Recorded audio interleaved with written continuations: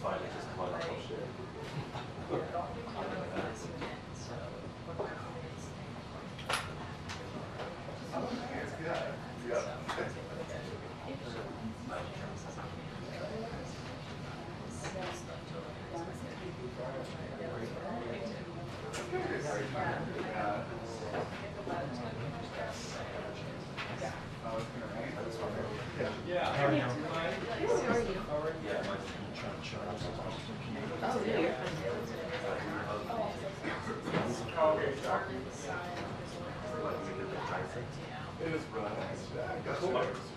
I know we've met before. I'm Yasmin. I don't know. No, that's okay. I think it's been a while. I don't think we're at the same time. Yeah, we was Jack was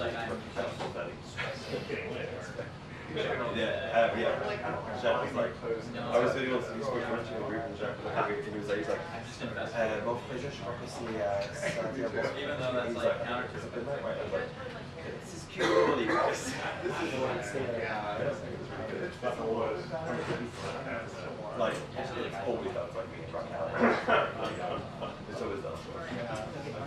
Yeah, it's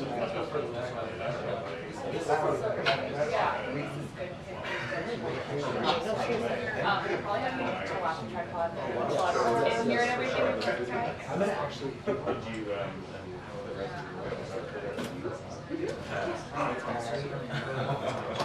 That was so fun. Yeah, it's so tingled in my hair.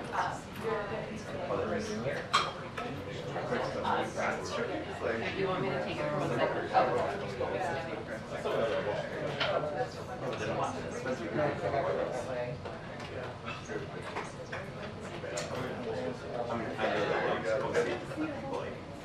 You and everything ended up being invited. Is that better? No, it's for my child. My child.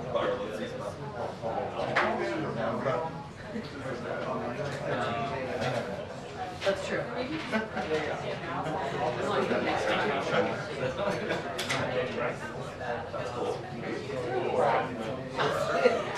And his boy, but I'm gonna make a couple of I hate that. It's like, oh my god, what's oh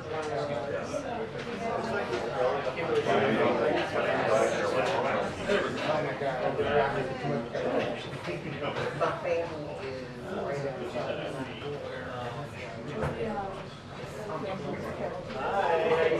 Get off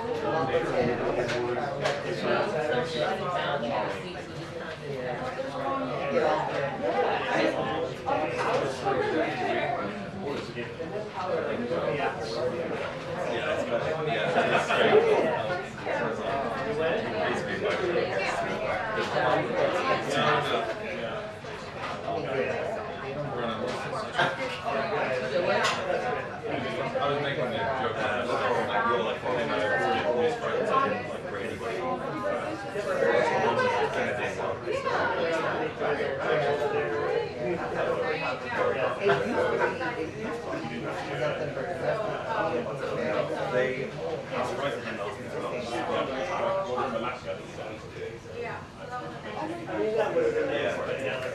Well, they were like somebody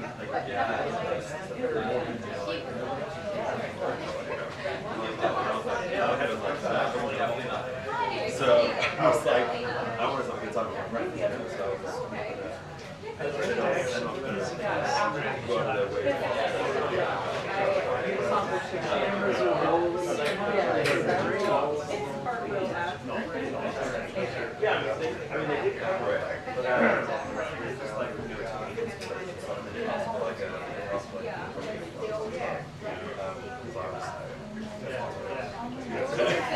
I was like, I messaged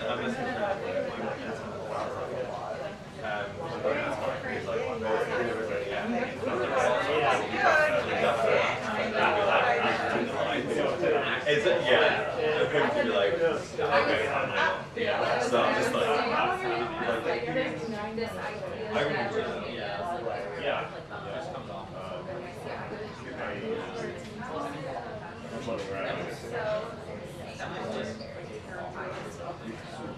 Okay.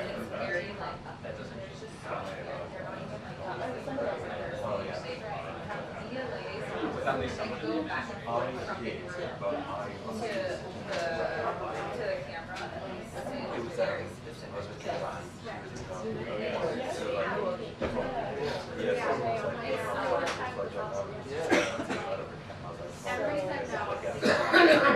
like, street credit. So, like, you don't know, it's like, you know, give me more with the long term. It's not down. So I was like, as much fun as it would be.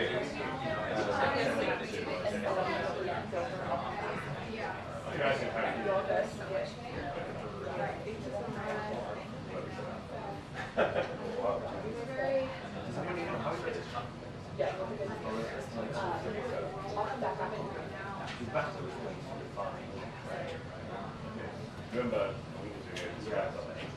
Okay, right. Yeah, I know. Might be hungry. Yeah.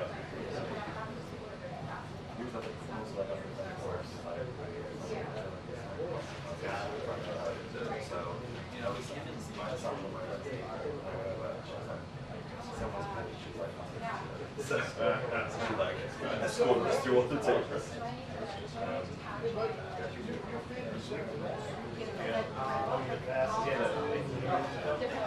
You might. Yeah.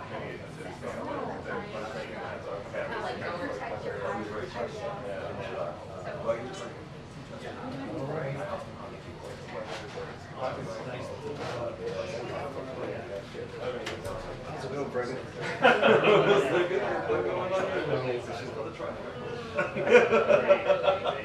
Wish the General Freedom thing was like an hour early. Feels like it's going to go to like 6:30. Well, it starts at 4:30. I think it's only, But if it starts, I'm just worried as soon as it starts, it'll be a couple, 19 or something. Yeah, right. I'm worried that he's going to leave. I got tickets for a show tonight. What time does it start? What? What time does it start? Thank you. I mean, doors open at 7. We just learned that our friend goes on. He's not Wait, you mean Should be like, okay. like music? Or no, I don't know. It was just bracing for the worst case scenario. Oh, I think that's smart. Yeah. I mean, you're right. It should be over like 5:30.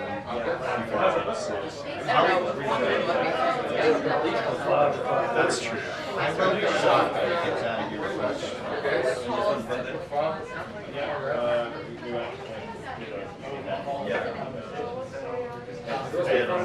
This kind of scenario recipients see that's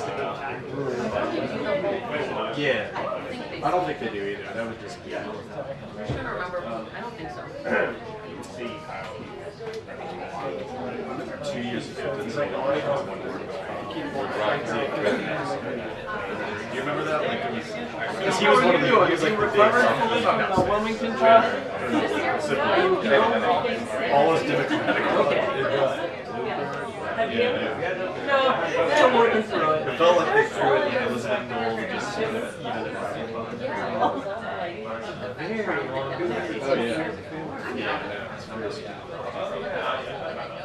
very And it was not as productive as that. That was the real issue. Like, if I could sit in a room and work on it. Yeah, it was good.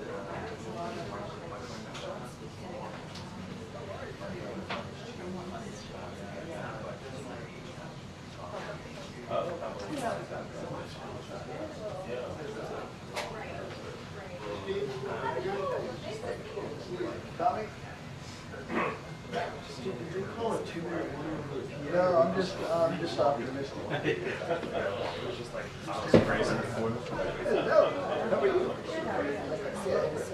Have you met Josh? He's part of the problem. One of many, to be clear. One of many parts of the problem. Hey, Gordon, good to see you.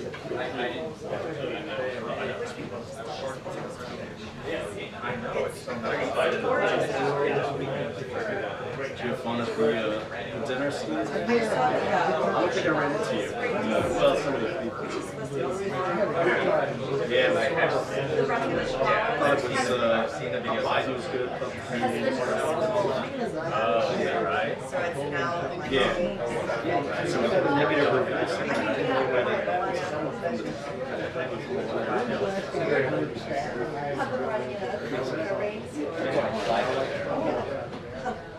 Did you get any parties after?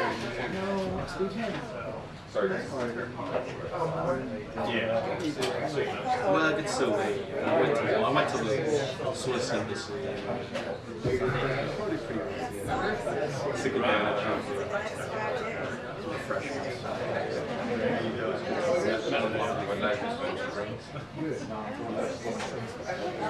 Ready for the weekend,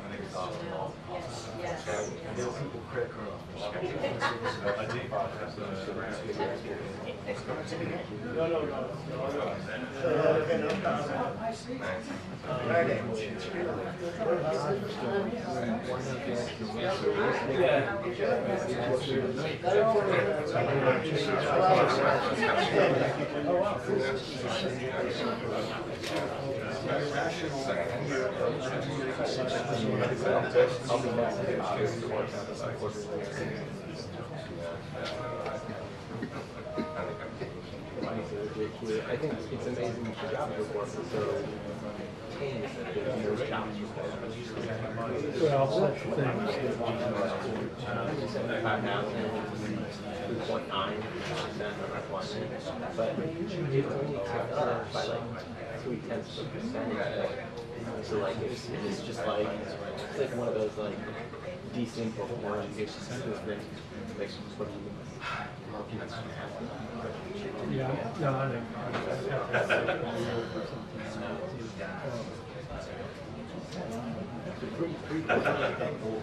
it happens, but it's always just a small, like few percentages that change. McCain used to say that it's not the way the road is and paved. Good luck. You have like approval rating, you understand it's like 25%.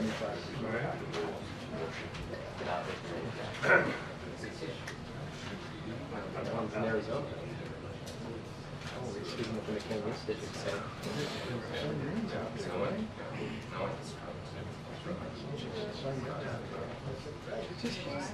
I don't think so. I don't think she's traveling too much. The press briefing will begin in 2 minutes. The press briefing will begin in 2 minutes. You think about everything you want to do.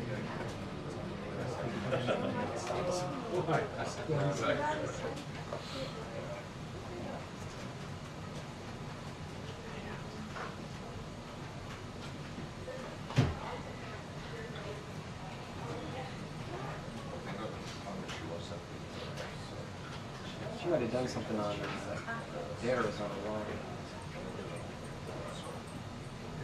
Briefing starts in a few minutes. Oh, interesting. And I guess she is out there.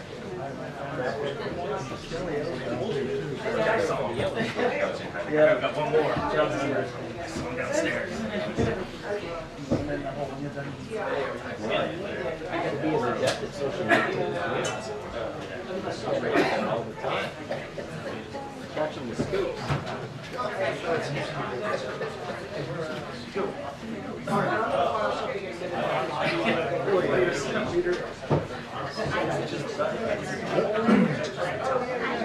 you doing?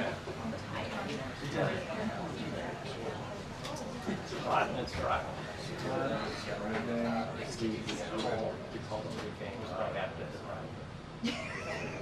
Go ahead. Thank you, Karine. That's your job. It's a lot of power. Less than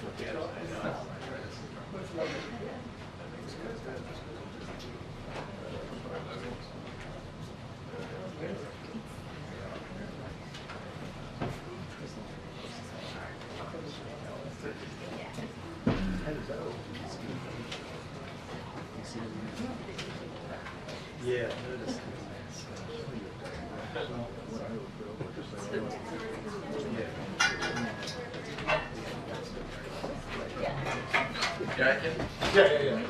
Yeah, I don't see anybody else.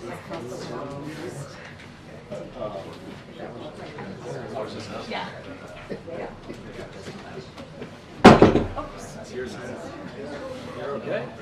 I'm all right.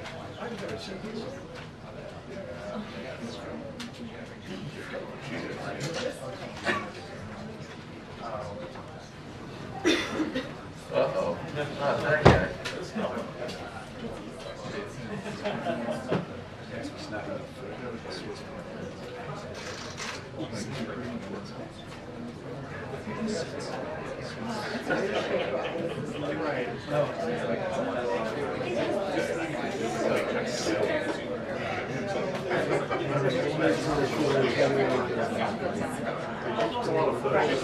Pretty much did the alphabet, the official press.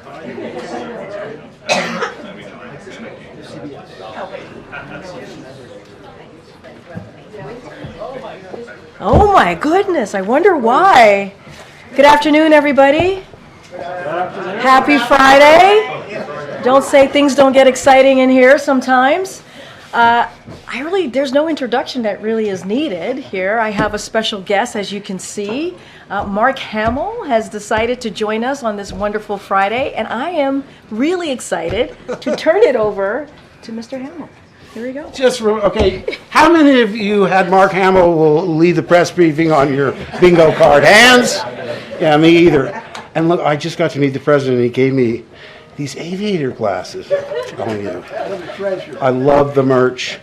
Love it all. But listen, I just wanted to say I was honored to be asked to come to the White House to meet the president, the most legislatively successful president in my lifetime.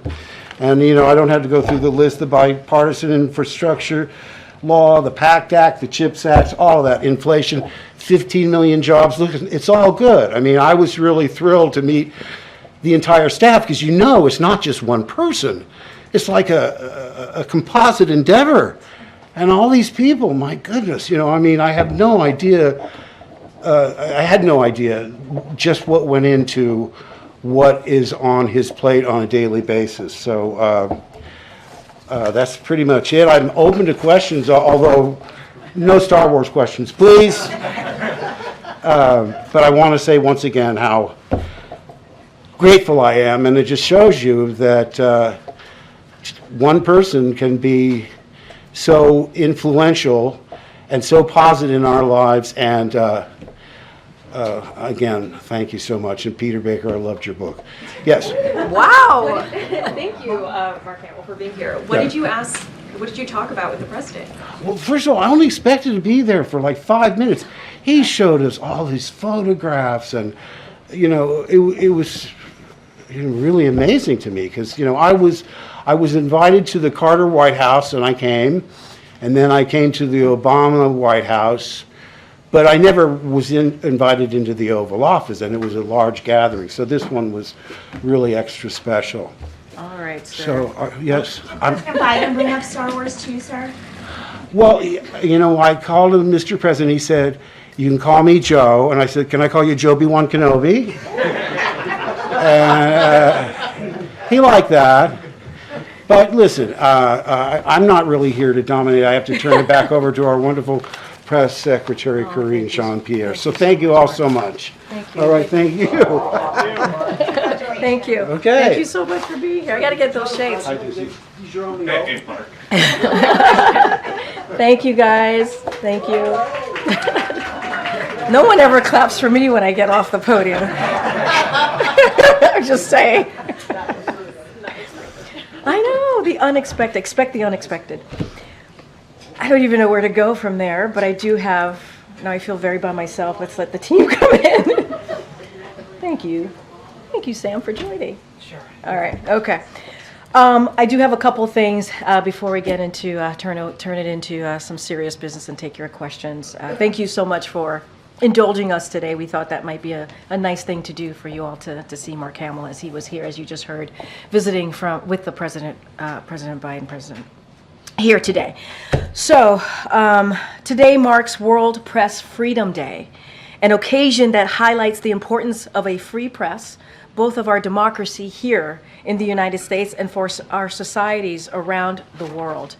From exposing corruption and human rights abuses to covering communities and conflicts the world over, journalists risk their lives every day in the pursuit of truth, In a statement this morning, President Biden reaffirmed his commitment to support and take action in defense of media freedom.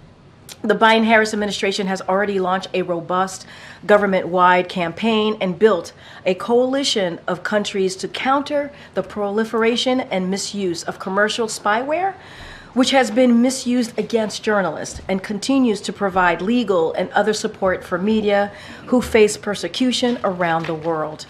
The president also called again for the immediate, unconditional release of all journalists who have been detained around the world, including the Wall Street Journal's Evan Gershkovich, Radio Free Europe Radio Liberty's Alsu Kamashiva, and of course, Austin Tice in Syria.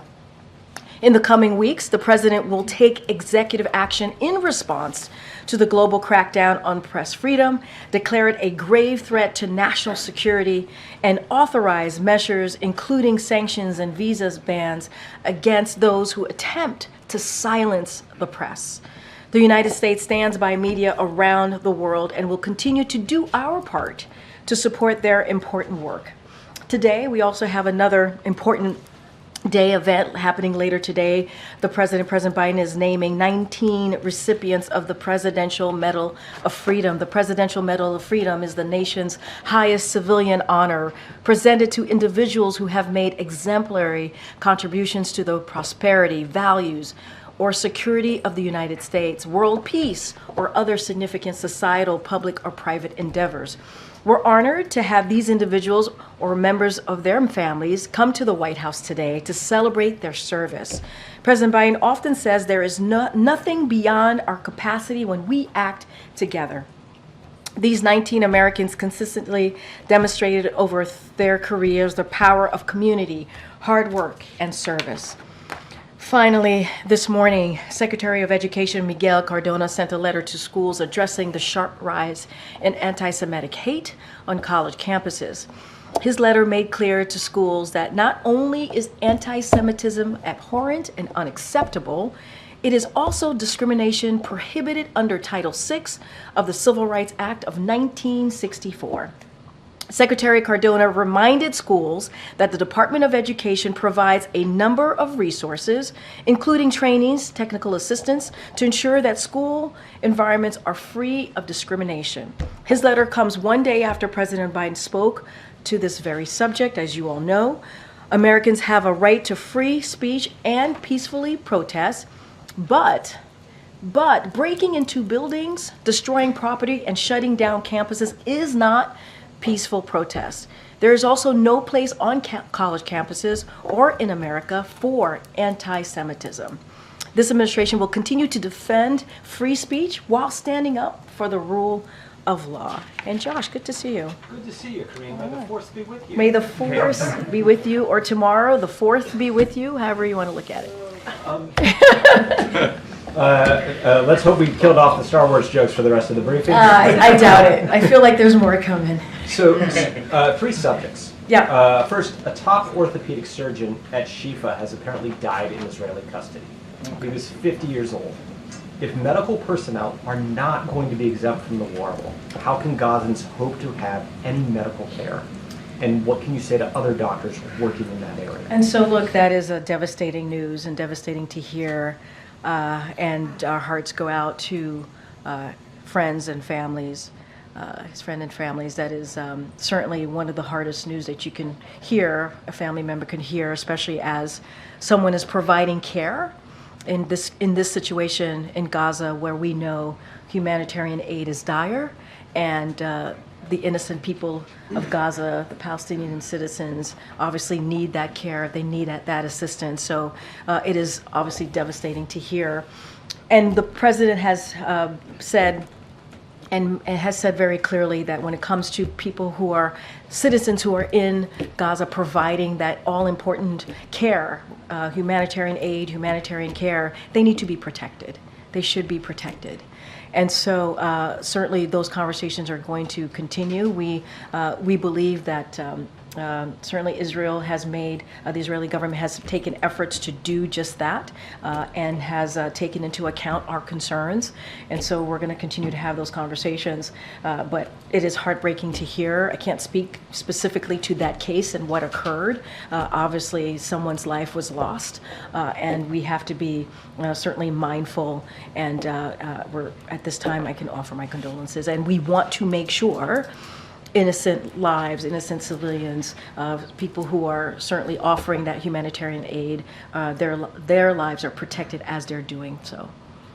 Secondly, what can you say about reports that Israel has briefed the administration on its efforts to evacuate civilians before a Rafah invasion? So what I can say is, and we've been pretty clear, we haven't seen a comprehensive plan, as it relates to their thinking on the Rafah operations. We have been also clear that of our concerns of any major operations, military operations into Rafah, we have said, and you all have heard us say, there's more than 1 million Palestinian civilians living seeking refuge in Rafah, and we want to make sure that they are their lives are protected, and so that is important. And we want to continue to have the conversations that we've been having with the Israeli government. As you know, those conversations have been led by the National Security Advisor Jake Sullivan. He was just here last week, as you all know as well. And so we had 2 virtual conversations. We're hoping to have one in person. We want those conversations to continue. We believe that they are going to take Israel government is going to take our concerns into account. But we have not seen a plan, comprehensive plan, and we want to make sure that those conversations continue, because it is important to protect those Palestinian lives, those innocent lives, those more than 1 million citizens who are seeking refuge in Gaza, in that part of Gaza, in Rafah. And then, lastly, on campus protests, the president has drawn the line at violence, but he said he's not bringing in the National Guard. Does he think the police presence deters violence or exacerbates it? So just to be very clear about the National Guard, that is something that governors decide on. That is a decision for them to make when it comes to the National Guard. And so want to just reiterate that again from here. And look, we have always been very clear when it comes to police presence on college and universities. That is certainly something that that universities and colleges have to make a decision on. That is something that they decide what is right to move forward on their campuses and colleges. And we understand how painful this moment is. You've heard me say that it is an incredibly charged time. It is a charged environment. And it is very difficult because of that charged environment for law enforcement. We also believe, and it is important, that all Americans can peacefully protest within the law. They have to be able to do that. It is, you heard from the president, it is part of our fundamental American principles, part of what make America's freedom, right, to be able to protest peacefully in this country. And it is also important, which is the second part that the president talked about yesterday, is the rule of law. We have to follow the rule of law. Violence is not protected here, but Americans have the right to peacefully protest within the law, and we're going to be very consistent here. And as I said, these are incredibly painful time, and it is a very charged moment, and we understand how difficult that could be. And so I'll just leave it there. Is that your 3 topics? Yes. Okay, all right, excellent.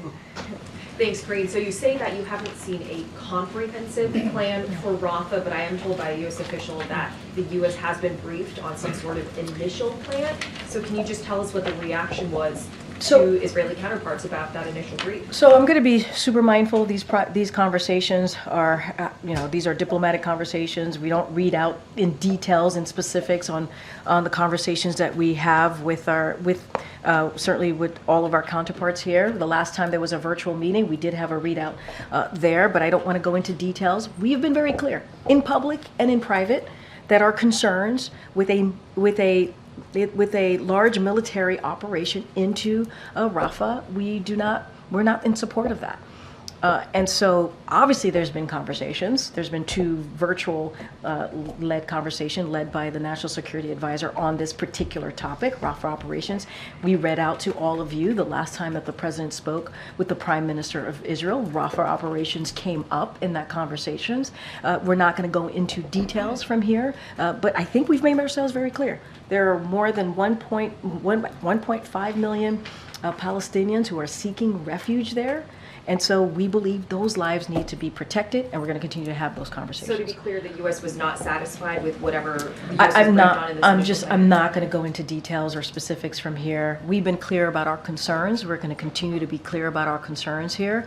Those conversations are going to continue, and I'm just going to leave it there. And just switching gears a little bit, a new ABC News Ipsos poll found that nearly 4 in 10 Americans say the U.S. is doing too much to support Israel. That's up from about 3 in 10 in January, so it is showing that support for Israel is declining as the war drags on. Is the president concerned about this? I'm not going to go into every poll that comes out. That's for political pundits to do. I used to be one. I'm not one anymore standing here at this podium.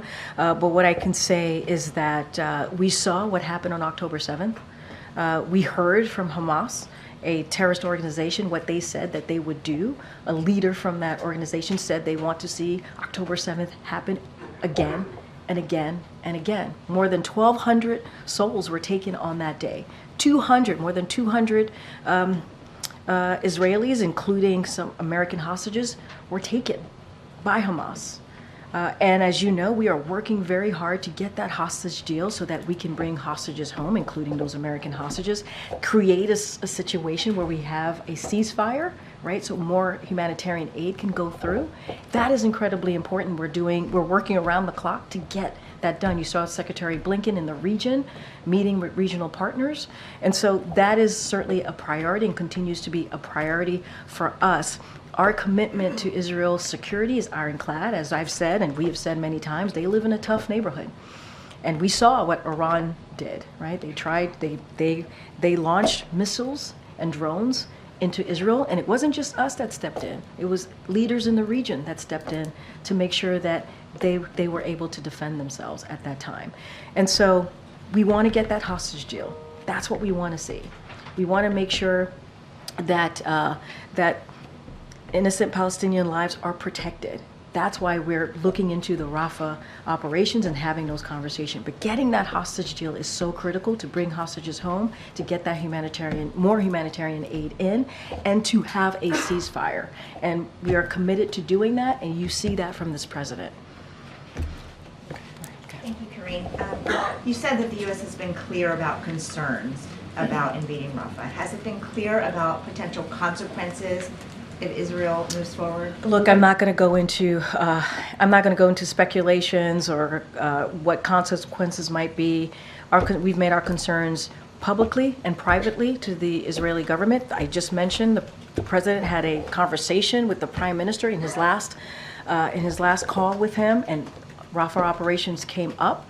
I'm not going to go into specifics. I'm not going to go into details. We have been very clear. There are 1.5 million Palestinians who are seeking refuge in Rafah, and we want to make sure those lives are protected, understanding that Israel needs to also defend itself, and having those Hamas operators there. We understand that they want to dismantle Hamas, and we understand that is a priority, obviously, and we certainly appreciate that. We also want to make sure that those 1.5 million Palestinian lives who are seeking refuge there are protected. And we believe there's a way to do that, and we're going to have those conversations. I'm not going to get into specifics from here. We have learned that the King of Jordan is meeting with President Biden here at the White House next week. Can you share any details and talk about what's on the agenda? So I can confirm that King Abdullah of Jordan will participate in a private meeting with President Biden at the White House next week while he is in town.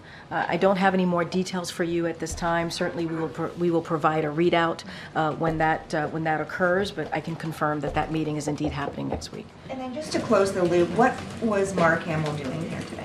I think he said he was having a meeting. Did you not like having him here? No, I mean, I was like, we all love seeing him. It sounded very kind of like, why here? He said it himself. We wanted to make sure that he provided, which is one of the reasons he spoke to why he was here himself. He wanted to meet with the president. They had a meeting, and. Well, I mean, you guys asked him questions. They had a meeting about what the president has been able to do on behalf of the American people. Mark Hamill was in town. They met. I think it was important as someone you all know Mark Hamill. He is someone who is very much invested in our country, very much invested in the direction of this country, and so they had a meeting. It was he went into that meeting, and we thought it would be fun for him to come out here and lighten up the room a little bit on a Friday. We also believe that you guys there's some Star Wars fans in here, but the president meets with a lot of people. There's a lot of people that come through the White House that the president has an opportunity to sit down and talk with. You just happen to see Mark Hamill today because we thought it would be a nice gesture to have him come out and say hello. But I really wouldn't put too much into it. He meets with a lot of people here. Thank you. Yeah. All right. Jeez, Rija is not happy about Mark Hamill being here. That's okay. I'm not going to tell him. He's not watching. Probably. I won't tell him. I haven't. Do you not like Star Wars? You have not seen Star Wars? I will now. I will now. I know. That's why that happened, folks. That's why I got the question. I'm gonna watch. She's not alone. Oh, there's more. Wow. All right, I'm going to let that go. Let's continue. Oh, thank you, Gabe. All right, thank you, Gabe. We thought it's Friday, y'all. It's Friday. A little bit of fun, Star Wars fun. Go ahead, Gabe. Now let's transition to what you actually want to talk about. Yeah. I want to pick up on what Selena had asked. Yeah. Look, I know you said that you don't want to get into specifics, but just want to make sure we understand you and we're clear. You did say that Israel has not provided a comprehensive plan to invade Rafah. However, our reporting and reportings of others have suggested that they have briefed the White House on a plan. So what you're saying, by not saying comprehensive, you're saying that you have a plan, but you just don't think it's good enough. What I can say is that they have certainly, there's been conversations that have happened over the last 2 virtual meetings. And what I can say is, we have been clear on our position. We continue to be clear on our position. We've expressed our concerns with a major ground invasion in Rafah. We've been very clear about that, which would have significant risk against civilian casualties. And outline an alternative course of action. We have done that for them, outline an alternative course of action for Israel to dismantle Hamas. So you could imagine, that there's been some back and forth on that. And so, we believe Israel will take our concerns on board. They will take our accounts into consideration as they plan their next operations. And so we'll continue to have these conversations. We'll continue to have these conversations. Could this be a tactic on the part of Israel to try and pressure Hamas to take the field? That's literally something for Israel to speak to. I cannot speak to their tactics. I cannot speak to their plan. I will say and reiterate that we are working very hard to get a hostage deal, obviously. And actually, what I will say is, the Hamas has that deal. That is on the table. They need to take that deal. And you've seen us be very clear about that. You've heard from the Secretary Blinken this week, and so we need that hostage deal so that that could lead us to a ceasefire that can get those hostages home, including American hostages. And so we think it's important to get that done. But there is a hostage deal. It's on the table. Hamas needs to take it. On a separate topic, well, sort of similar topic, but. Yep. One of the recipients today of the Presidential Medal of Freedom will be Congressman Jim Clyburn. He had some comments earlier today where he agreed with Senator Bernie Sanders' assertion that the Israel-Hamas war could be President Biden's Vietnam. What's your response to that? So, look, a couple of things. I want to be super careful because that's kind of leading into a campaign space. So I want to be really mindful on what I say, and a couple of things that, I did think through on those. On this, knowing we probably get this potential question. Look, Joe Biden ended the longest war in American history and just succeeded in convincing both parties in Congress to make crucial investments in our national security in Ukraine to help ensure we won't be drawn into conflict in Europe. And that is the president's leadership that you have seen, right? And that is one of the reasons he's been able to bring NATO together in a way that we have not seen before. And obviously, one of the reasons we had to do that is because we had to make sure that Putin didn't succeed. He didn't succeed. And so the president has been taking action, obviously, on that for the past more than 2 years. You heard him say yesterday, he reiterated values that being us together, we have the right to dissent, right? But it must be peaceful. It must be peaceful, and anti-Semitism is horrid. It is hate speech, and we should treat it as hate speech. And there is overwhelming support for his agenda, whether it's having, rich special interests pay their fair share. If you think about what the president's been fighting for, especially dealing with Congress, making sure that the billionaires and corporation pay their fair share, and making sure that we're building an economy that helps everyone, that doesn't leave anyone behind.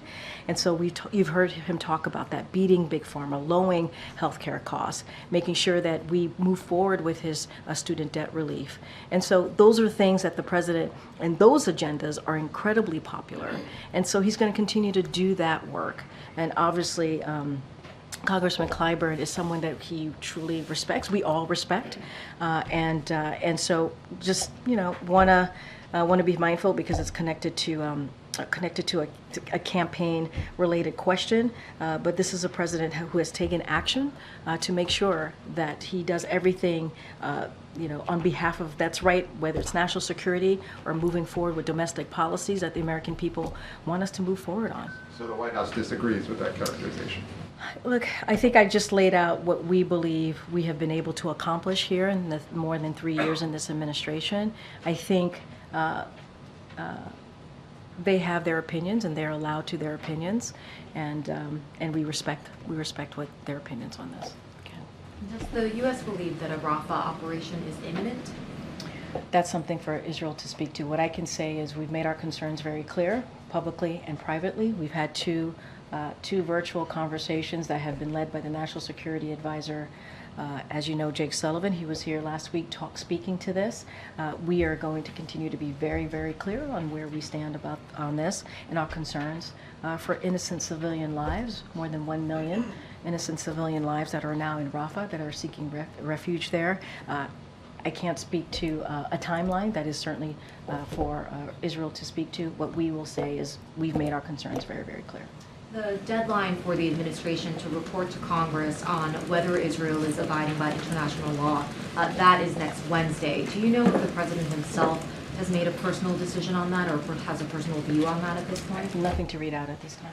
Just on another topic, the speech that he is giving on Tuesday for the Holocaust Memorial Museum, can you give us a sense of how he is preparing for that, how the team is preparing for that? So let me just say a couple things here, and you've heard us say many times before, and we'll continue to underscore how fighting anti-Semitism is at the core of who this president is. He was moved to run by the grotesque display of anti-Semitism in Charlottesville, as you all know and covered. Some of you covered back in 2017. And like I mentioned on Monday, he will deliver the keynote address at the U.S. Holocaust Memorial Museum annual Days of Remembrance ceremony. During the Days of Remembrance, we remember and mourn the 6 million Jews who were systematically murdered by the Nazis and their collaborators during World War II. The president will discuss our moral duty to combat the rising scourge of anti-Semitism and the Biden-Harris administration's work to implementing the first ever national strategy counter anti-Semitism to make real the promise of never, ever, ever again. This is, when it comes to speeches, important big moments like this, the president obviously takes this very seriously. He knows that this is going to be an important moment for the country to hear from him, and I don't have anything beyond what I just shared. The focus of this speech will obviously be, as you said, the Holocaust survivors, anti-Semitism.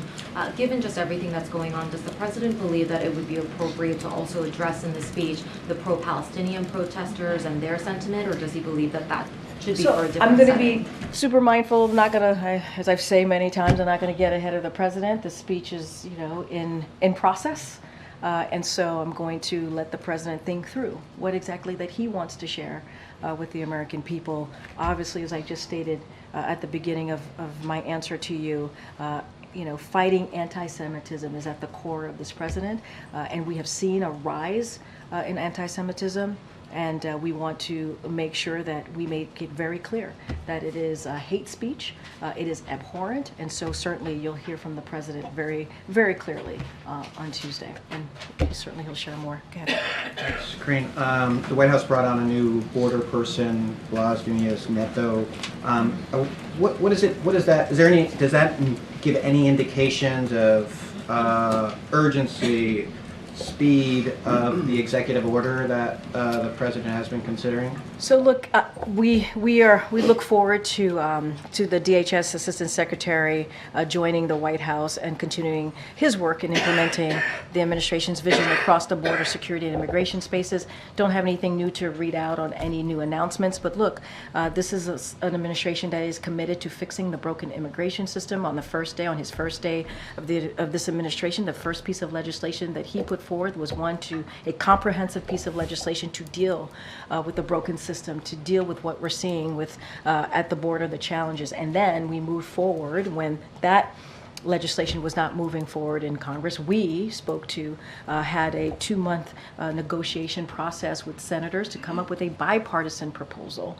And so that was rejected, as you all know, by Republicans because of the former president stating that this would hurt him and help Joe Biden.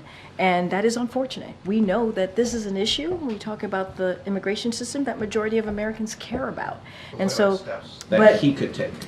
Look, we believe that the bipartisan border security agreement that came out of the Senate that was rejected by Republicans because of the former president is the best way to move forward in a comprehensive way. That's what we want to see. And I've stated this many times before, as it relates to any other actions, we're always going to look at other opportunities, other actions. We always will. Don't have anything to speak to announce at this moment. We actually want to see that bipartisan immigration agreement move forward. That's what we want to see. That is going to be the most comprehensive way to deal with a broken immigration system. You've heard me say this. If it is put into law, signed into law by this president, it would be the toughest and the fairest piece of legislation or law that we have seen in some time. This system has been broken. The immigration system has been broken for decades, and it's time that we act, and Republicans have an opportunity to do that. They have an opportunity to do that. Go ahead, April. Karine, there's some very loud voices that are out there asking for President Joe Biden to issue a pardon to Marilyn Mosby, the former Baltimore City State's attorney who is waiting for sentencing, could face 40 years for taking her own money out of a retirement account to buy a house. And this group, to include Bakari Sellers and Angela Rye, have pulled together a lot of civil rights leaders. What is the president's thought about all of this, especially as she was one of those who really was groundbreaking in efforts of policing and accountability? And Bakari Sellers says that it looks like political persecution as well as retribution for what she did many years ago in the Freddie Gray case that still has yet to have accountability for his death. So I want to be really mindful here because that is obviously a Department of Justice process, and I don't want to be certainly speaking to any individual pardon request. That is not something that I can do. DOJ has their process. Department of Justice, as I just mentioned, employs a process that is thorough, that is deliberative, a process to review, when it comes to a process to review executive clemency petitions. And then individuals obviously submit their applications there. There's an application process. Want to be super mindful, don't want to speak to an individual case here, and so I'm going to be really mindful. This is a Department of Justice kind of jurisdiction, and so just going to leave it there. But the president could indeed say, yes, I would like to see this happen, and add his voice to this petition? Well, this is a Department of Justice. They go through a process. It's very thorough. Right. It's very deliberative. I don't want to speak I don't want to speak to any individual process. I gotta be super mindful here. Need to be really careful as DOJ runs, Department of Justice runs this process, and so there's a application process for individuals. Certainly, there's a route for them to go.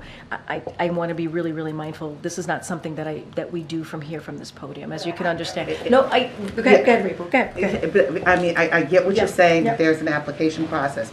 But can the president support, or can the vice president and the president support the fact, yes, there should be a pardon, even if there is an application process, whether it happens or not? As you know, when the president and the vice president weighs in, that is it's sometimes. I mean, you just laid that out. So I want to be really careful, because there is a process that the Department of Justice has to go through. It is thorough and it is deliberative, and so we have to let that process go through. And I don't want to. I don't want to speak on that process, and just want to be really, really mindful here. Is the president aware of what's happening in this case? Because she was one of the forefront persons calling for accountability. It didn't happen in Baltimore, but there was a ripple effect with Ahmaud Arbery and Derek Chauvin and those with George Floyd. Is he familiar with this? I certainly know who you're speaking of. I have not had an opportunity to speak to the president about this, so I can't say the president's thoughts on this, because I have not spoken to him about it. But obviously, it is very well known of what she has done. But I don't want to. I just want to be super mindful. This is a Department of Justice process. As you know, we're really, really careful. From this podium, we respect that process here. Thank you. Thanks. Russia's state-controlled energy company posted its first net loss since 1999 yesterday. Does the White House see that as efforts to isolate Russia working? Say that one more time. Yeah. Russia's state-controlled energy company posted its first net loss yesterday since 1999. So I want to be mindful. I want to talk to our team about this. I don't have any information for you to dive into at this time. Let me take that and bring it back to the team. Can I ask another energy question then too? Does the White House think the FTC made the right decision in approving Exxon's acquisition of Pioneer, even though the company has been accused of colluding with OPEC? Yeah, I'm not going to comment on that either at this time. Thanks, Karine. The International Criminal Court prosecutor issued a statement today warning against, quotes, threats and attempts to intimidate the court over his work. That comes after reports that both Israel and some members of Congress had warned of retaliation against the ICC if it charges Israeli officials. Just wanted to get your reaction to that, and and as to whether the White House would back retaliation against the ICC for charges against Israeli officials. So we obviously oppose any threats or intimidation to public officials, that including ICC officials. So obviously we're going to be always mindful and be very clear about opposing any type of threats or attempts to intimidate. That is something that you'll hear from us pretty consistently. But we've been clear. I was asked about this particular investigation by ICC a couple of days ago. We do not support it. We do not support this investigative probe. We do not believe it's within their jurisdiction. We've been very clear about that, and that obviously still remains. I'm going to be you're asking me about what could be next, and if we would weigh in if they were to move forward. I'm not going to get into hypotheticals from here, but we've been very clear. We oppose this investigation. We do not believe it's within their jurisdiction. Okay. Yes, thanks, Karine. The President was very clear in condemning the violence at the protests, but does he believe that any of the issues that have been raised by the protesters across campuses is legitimate?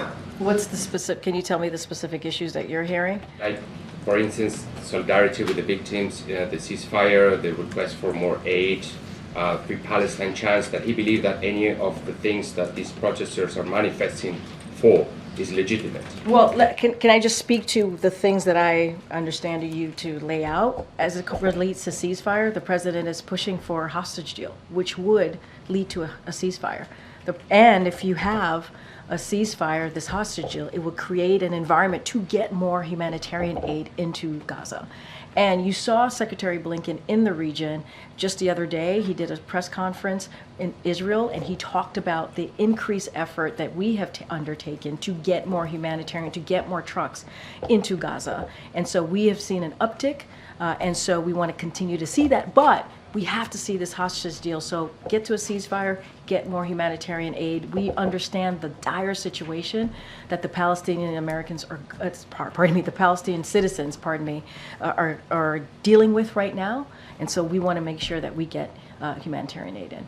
What about the requests from these protesters from universities to divest in We do Israel not, that is, and I was asked this question, and we do not support that.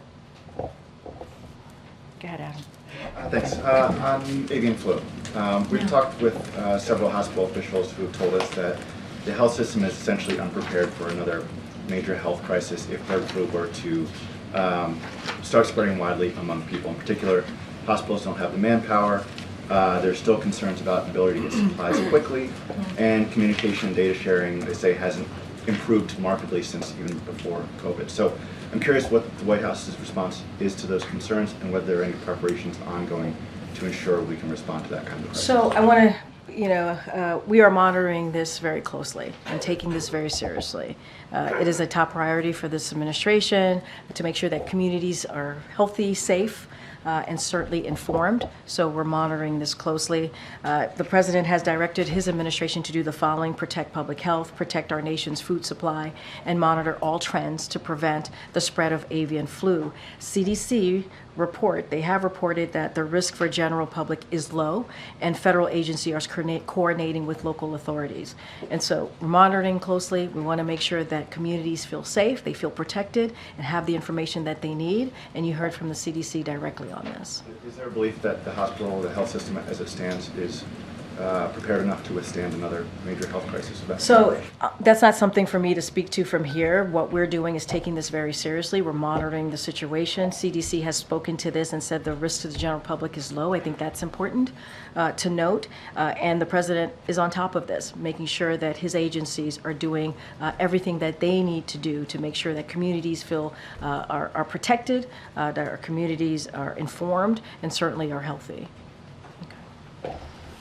Okay, Karen. Thanks, Karine. On abortion, does the administration have any reaction to this report that a Texas man has filed a petition to state district court in Texas to try and investigate possible illegal activity that was committed, he's saying, by his ex-partner because she went to Colorado to get an abortion? So wait, what? Say that one more time. A man is looking to have an investigation into possible illegal activity. His ex-partner traveled out of state from Texas to Colorado to seek an abortion. Look, that sounds like there's a legal case. Going to be careful not to respond from here. What I will say more broadly, and what we have continued to say, that the attacks on reproductive health care that we have seen and makes it incredibly difficult for women to make decisions on their own body, for their own health, is devastating. It is devastating what we're seeing. And sadly, because of what happened, the overturning of Roe, because of the Dobbs decision that happened almost 2 years ago, we have seen just chaos across the board. And we see tens of millions of women who are now at risk of not being able to make that decision.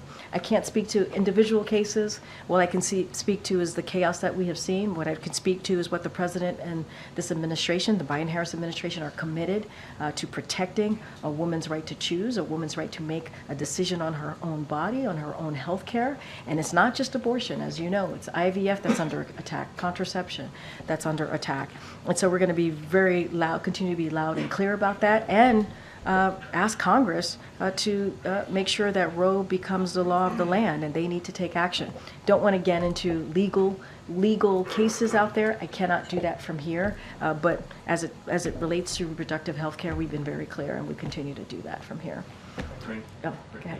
Thanks, Karine. So the president says that he wants to let the tax cuts, the Trump tax cuts, expire. If that law expires, it does raise taxes on almost every American. So does he still support that expiring without anything else in place? So look, as you said, the president is going to is going to let the Trump tax cut expire, and he was very clear. But he will not raise taxes on anyone making less than $400,000 a year. That is part of the budget that you saw come out, and it's going to expire for the wealthy. So been very clear about that. Look. This is a president that's going to make sure that we protect and not raise taxes for people making $400,000 and less a year. And Republicans want to do the opposite. They want to give tax breaks to corporations and billionaires. They said that. They want to cut Social Security, Medicare, and Medicaid. Who does that hurt? That hurts everyday Americans. And so the president has been really clear about that. He wants to expand Affordable Care Act, as you see him doing that for Americans, making sure that they have good health care. And so that's what the president is going to focus on. The president can't pick and choose which part of the law sunsets. The entire law will sunset.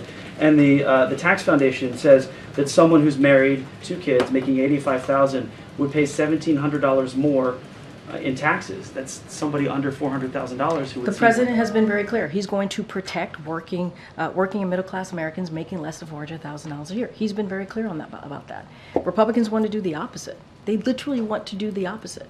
They want to give a tax break to billionaires and corporations. That's what they said. They want to cut Medicare, Medicaid, Social Security. That's what they want to do. And so the president's going to do everything that he can as he's building this economy from the middle out and the bottom up to protect everyday Americans. That's what he wants to do. Make sure that the middle class is strong. That's what he's going to do. Republicans in Congress are saying the opposite. Literally, they're saying the opposite. So that's been the president's plan from day one, and he's going to continue that plan. Go ahead. Thank you. A few things. A few things. No, just one. Don't make me pick. So in the president's remarks yesterday, he's talking about Islamophobia on campuses. Yeah. Lately, we've been seeing a lot of vile anti-Semitic rhetoric on campuses. Does he think Islamophobia is just as big of a problem on campus as anti-Semitism? The president's always going to call out all forms of hate, always. And he had an opportunity to speak to the country. And we have seen what's been going on these campuses. Americans have the right to peacefully protest within the law, as we have said. It's part of who we are as a country, as when we talk about our freedoms, our democracy, to disagree and agree with each other, even about this war. It is our right to do so. It is right for folks to do so.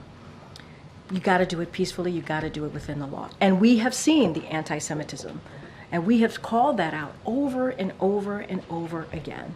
And we've seen a spike in anti-Semitism. The president has been very forceful about that. He talked about his plan to counter anti-Semitism. He had an opportunity as he's talking to the country, the world really, on what has been happening across the country on college campuses, to call out anti-Semitism, to say that Americans have the right to peacefully protest. And we also have to call out all forms of hate. I believe, and I hope you would agree, Peter, that's an important thing for this president to do, if he has the opportunity to do that. When the president speaks, people listen. Something else that had somehow slipped my mind over the last couple weeks. Oh, goodness. You are an alumna of Columbia University. Wow, that's a shocker. Well, you, in all the talking about it, you haven't brought it up. You told Columbia students a few years back, Yeah. don't lose the idealism that you have. So what do you tell Oh, them you now? did. You did some research. Oh All my I gosh. do is research and just hope that you call on me. You did. You But did no, some. what do you tell I mean, the students look. who have followed in I your mean, footsteps? look. Going to be. Oh, and that's actually going to be a great segue to the student journalist that we have in the room, Danny. After I answer this question. I do have one more after that. Sorry, Danny. It's okay. So, look, I'm not speaking on behalf of me. I'm not. I speak on behalf of this president. That's my job. And I believe in this president. I believe in the work that we do. It is an honor and a privilege to stand at this lectern every day to speak to you and all your colleagues and to take your questions. It is not about me. And really, your question and what you're asking me and what I have said to students is pretty much what the president has said. All Americans have the right to peacefully protest within the law. They have to, we have the right. That's what makes this country so great, right? That's what makes, when we're talking about our freedoms, our democracy, that's what's so important. To have the opportunity to agree and disagree and do it in a peaceful way, that's important. And the president also called out, if you are breaking an entry and you are taking over buildings, that is not peacefully protesting. And the president was very clear about calling that out as well, and also anti-Semitism, and calling it what it is hate speech. My last one. At UNC Chapel Hill this week, a group of fraternity brothers saved an American flag from an angry mob of protesters. There is now a GoFundMe where people can donate to throw them a rager. It has raised more than $500,000. Would President Biden donate? You never disappoint, my friend. He donates to a lot of You never different disappoint. causes we saw in his tax returns. I'll say this because there is actually a real point in your question that I will address, which is, and I, just to reiterate what we've said over and over again, Americans have, and I just said this moments ago, so I'll just reiterate this, all Americans have the right to peacefully protest. It is not right to forcefully take down the American flag to replace it with another flag. It is not right. And so I just wanted to make that clear as well. All right, Peter? So a donation, what about like a call to thank them for saving the flag? Look, protecting the American flag is admirable. I'll leave it there, Peter. Danny, it's your opportunity to shine. Everybody welcome Danny. Welcome. Welcome, Danny. Danny goes to Uniondale High School, and she is a journalist at Uniondale High School. She wants to be where you all are at some point in her career. Okay, but you have a question? Well, my question is, how can I, as an editor of my school paper, be able to encourage engagement globally? Encourage engagement. So I think as an editor, it is certainly important to always make sure that, you listen to the community, but also get that information, work on getting the facts so that your community gets the facts, obviously. And I believe young people want to know what's going on in their community. I believe that young people are incredibly curious right now.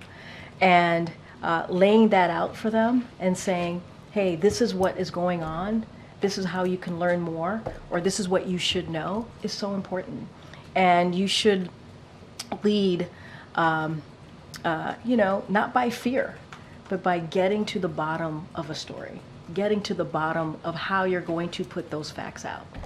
And I think it's important as you go through your career, your journalistic career. You have some really brilliant journalists here who certainly could give you advice. I'm sure they'd love to talk to you after this briefing. I'm sure they have time to do that, as they're all looking at me and smiling. And they could actually give you, I think, some really sound advice, some helpful advice on how to move through your career. But young people are curious. They're very curious right now. They want to know more. And this is a great opportunity for you as an editor at your high school to do just that and to have those important conversations, whether they agree or disagree, and lay out the facts for them. And so they can make decisions for themselves. Thank you for the question. All right, I'll take one more, guys. I'll take one more. Oh my gosh, go ahead, go ahead. Just to follow up on the press freedom executive actions that you mentioned, is there anything we can expect aimed at Russia in response to Evan? So, as you know, we're going to be announcing some executive action shortly. Certainly don't want to get ahead of that. So once in the next couple of weeks, we'll have more. We'll have more to share. Don't have anything at this time, but we're working through that. And we think it's really important. We think it's really important to continue to take action. A free and independent media is critical. As I just took a question from a high school future journalist, who's a journalist now, obviously, at her high school. And it is vital to our global security. We appreciate the work that journalists do every day. And it is, many journalists put their lives at risk, put their lives at stake. And so, and you hear me say this before, journalists are not the enemy, and they should be protected, and freedom of the press. What we do here every day, it is an exercise of the freedom of the press. And so we want to make sure that that continues, not just here, but obviously globally. All right, thanks everybody. Have a great weekend.